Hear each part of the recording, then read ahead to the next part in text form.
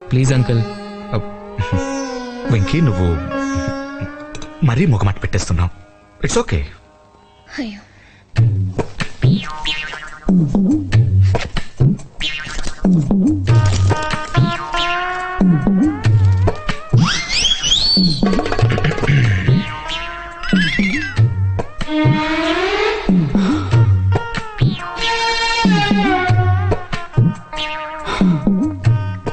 అమ్మా,